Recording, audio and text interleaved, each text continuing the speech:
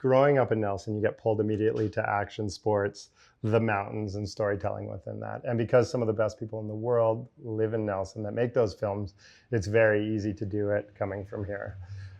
I still love telling stories, and I wanted to expand beyond that. And actually, a lot of people in action sports that I worked with from Nelson wanted to expand into narrative work, into actors, into telling a scripted story. And it's, as a filmmaker, it's so easy to talk yourself out of something. You always have a dream, and then someone calls to do something else, and you're like, all right, I'm going to do that.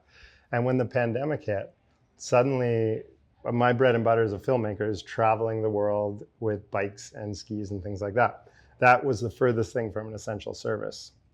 So I was left with no more excuses why I couldn't do a narrative film. So I sat down and I wrote, I want to say 10 pages of the film that would become Dawn. And then it became, how do I create this? And I've been lucky enough to work around the world. And so I have sound people in Oregon, I have camera people in LA, I have this Rolodex of people I love to collaborate with. But with the pandemic, it forced me to look in my own town, which is such a blessing because Nelson is overflowing with incredible filmmakers.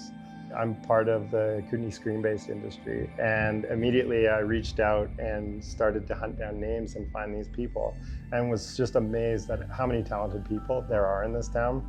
So Dawn was really sort of the brainchild of Jeremy, our director, and really, I think the motivation behind it was for a bunch of us action sports filmmakers based here in Nelson, the small town of Nelson, to create something in the narrative and scripted space. When Tucker first asked me to join the crew for the film, I didn't know who Jeremy was. I'd heard his name, but I wasn't familiar with his work because I'm not a huge action sports person. But after I did some research and found out the huge projects that he's done. All the Red Bull stuff that he's done. It's like I was like, wow, this guy's in Nelson. That's crazy. I think Nelson is a town of very humble people, which is beautiful, but it's hard to find other talented artists because everyone's so humble. Candidly, half the people I found for the film I knew before. I just didn't know they did that and did that craft so well. Collaborating with Jeremy was terrifying because I had never really worked with Jeremy before, and he just called me out of the blue and was like, I have this project and it's a narrative piece and it's about a murder. Would you like to do it? And of course I said yes, and then said, I've never done anything like this before, are you sure? And he said yes.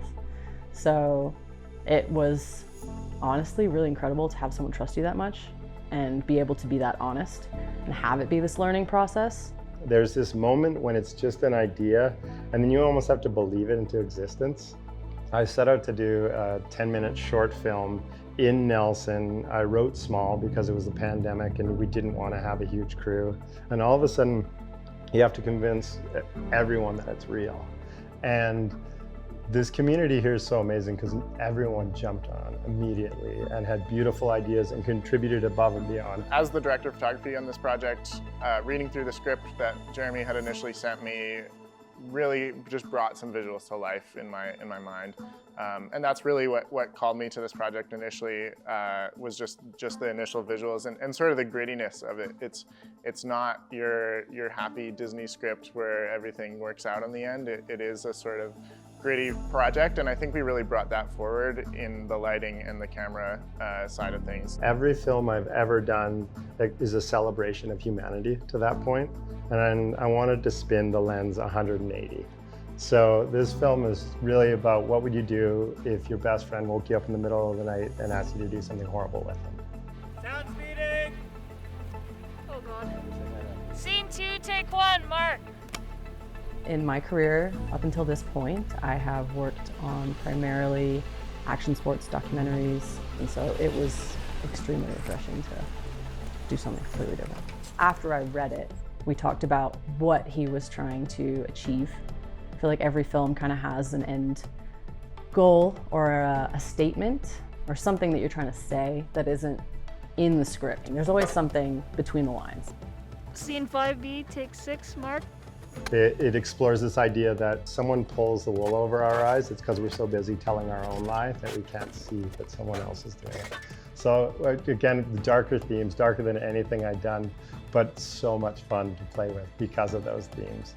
Yeah, getting to work with two filmmakers in Tucker and Jeremy, and seeing them work together. You know, these are two people who grew up in Nelson, and for them to come together and create this thing shot in Nelson, you know, with a largely Nelson crew was a really special thing. You know, you don't need the Hollywood resources to make something really cool, and I feel like that was honestly what created the best vibe on set, was that everyone who was there wanted to be there and was creatively invested in the project. I think the chemistry that formed around this crew was incredible. Scene 4A, take 1. Yep. And we did bring in actors from Vancouver. Teamwork makes the dream work. We had incredible actors and just so much fun. And candidly, I hadn't worked a lot with actors. All right. And action. I'm not fucking helping you. This is insane.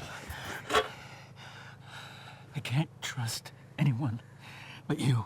I wasn't sure how to navigate it or how much to steer them. And what I was blown away with is how much it's like documentary. It's just creating a safe space for people to explore, to be comfortable, and then just kind of like give them parameters to work in and let them do what they do. I'm not fucking helping you, man. This is insane. Can we start again? Sorry. No, I thought that was going really well. Yeah, it was, yeah. Okay, here we go. Ready? Yeah. I'm not fucking helping you. Fuck that. This is insane. I had many challenges editing this film, mainly because I had never edited anything like it before. Coming from more of a documentary background, there is just such a huge difference when you step into the narrative world. And specifically, I think just picking takes is a completely different thing. And I learned so much just from doing different takes and exploring different things. And then when you get in post, you can really create a performance, not necessarily from one take, but you have one take that's really subdued and one take that's really intense. And then it's almost like music. You pick when you elevate that and when you lower it. It's a little like the car in Titanic, with fog on the windows in there and everything. You know, Jeremy as the director, Tucker as the DP, seeing how the two communicated to, you know, express what basically Jeremy's vision was, and just see the respect between the two of them. Yeah, it was just a pleasure to watch. We really wanted to capture it in a way that felt real to the script and also real to the environment that we were in. We shot this very rurally, so trying to translate that visually into the film was really a goal of mine, and I feel pretty proud about the work that we did. And the whole film takes place mostly at night, so we were shooting till 2 or 3 in the morning, and not a single complaint. If you've been on a bigger film set, it's very specialized. You know, there's not even just one person as an assistant on the camera. There's 3 or 4. We had a camera person, like a first AC, a grip, an electric, wardrobe, and basically that was it. There was still a lot of people that came out from the community, but it was a big challenge to try and pull something off, make it look world class, but do it with a small budget, with everyone's basically volunteer time. What I really found is this community just rallies behind its artists, and I've honestly never had more fun making a film than working with this community and doing it. It is incredibly important to tell stories from every town, every corner of the earth, because the people that you find in those places will be completely different to the people that you find in LA or in New York, or typically where these films are made. And having that diversity of experience and knowledge just creates, or just allows for, so much more creativity. I think the future of filmmaking in Nelson is bright. You know, there's clearly a growing community here that wants it to happen, and with the Kootenay Film Commission, that's just, you know, proof in the pudding that the film industry is taking it seriously, and they want productions happening in the Kootenays. I grew up filming in Nelson, but I've always built my teams globally with people from all over the world. I know I have a core group of people that I work with in Nelson, but I hadn't really built a Rolodex here.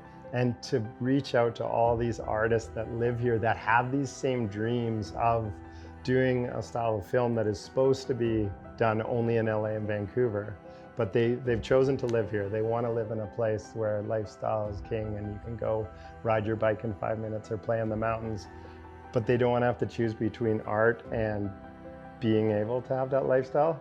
And when all of us came together and got to dream together and create a film that, you know, is now online, now has tens of thousands of views, and has that reaction to something that was made in Nelson, it felt really special.